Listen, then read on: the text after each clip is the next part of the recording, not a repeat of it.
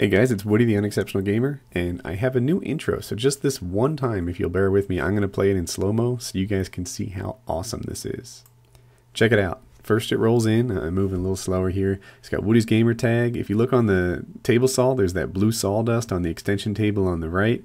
He has that WoodysGamertag. That saw is a replica of the saw that I have. If you Google saw stop, you'll check it out. It's amazing. There's cabinetry in the background, stacks of plywood. This is an intro. I'm so happy. I didn't make it. A lot of times people ask me to make intros for them. I can't help you. I have no talent whatsoever. But someone else does, and I'm really appreciative. There's a link in the description to his channel, so check him out. But thank you for doing this. It's amazing. Now let's get on to the gameplay.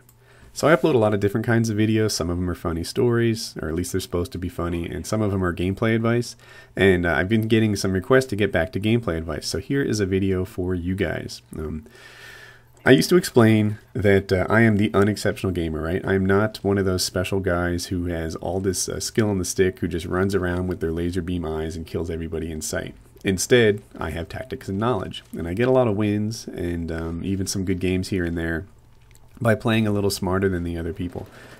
On this map, there are two areas, and they're about equal. Maybe the array is a little bit better because you can go more places, but here and the tower across the way are kind of parallel in terms of being able to kill each other. The guy who owns the roundhouse in this map is probably going to win demolition. So I make an effort here to own the roundhouse most of the game, really. This claymore, don't set it up too close to the stairs there. It's tempting to put it right at the top, but if you back it off a bit, they're less likely to see it unless they're running Hacker Pro. Take out the attempted bomb plant right there. One of the things that I do right throughout this game is I abandon firefights. There are a couple instances in this in which I find like my first or second, or maybe my first two G11 bursts are off target. There's a good example, right? I've got a burst, it's off target. I just get the hell out of there. The heck out of there, I'm sorry guys. Even without the kill. You're better off to survive and move on to your next gunfight than to just keep shooting. In previous Call of Duties, you died so quickly that you really just wanted to stick to the fight. Stick to the fight, don't leave, because if you turn around and run, you're not going to live anyway. So maybe you'll have this odd chance of actually winning the gunfight even if you start off behind. In this game, it is possible to leave. It is possible to get out of this fight and stay alive.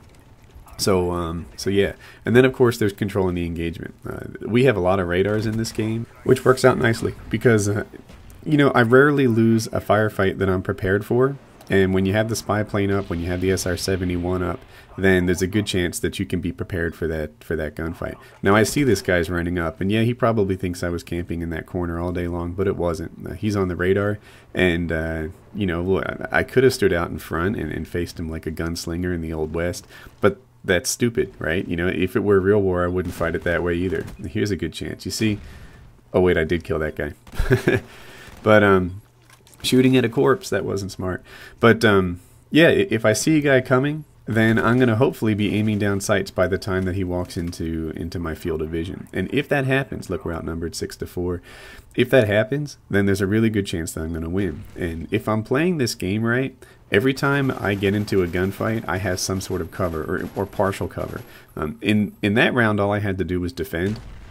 But in other rounds, you know, when I need to move forward, when I need to take a flag, what I do is I advance from one position of advantage to another position of advantage and make sure that all my gunfights are on my terms, right? I'm not looking for any fair fights. What I'm looking for are unfair fights, fights where I have cover and he doesn't.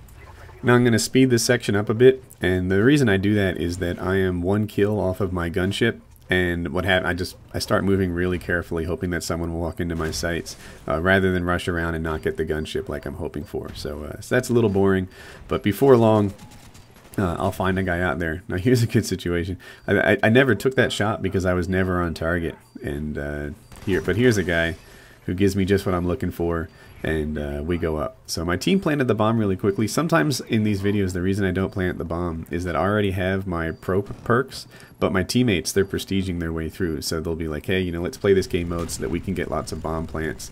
And oftentimes that's the reason that I'm not the bomb planter. It's because they need to work their way through the pro perks. And here's the chopper gunner. There's not much to say there, but let's reiterate the things that make a regular person like me, right? Now, if you're Sandy Ravage, you can sprint all game. If you're X-Cal, you can seemingly do anything all game.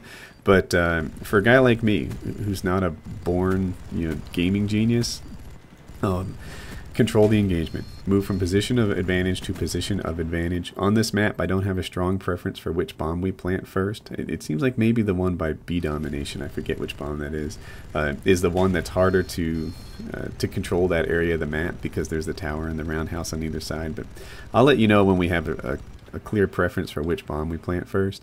But also run spy plane. Man, that RC car will get you 1 kill at best, and half the time you'll die while you're controlling it. Whereas spy plane gets your entire team a couple kills and a huge advantage during the game. So it's not even a close call. It's a much better kill streak, the spy plane, than the RC car. And there you have it. That's me controlling the engagement, moving my way around the map carefully, and denying them the areas of the map that they wish they had. So I hope that you liked the video.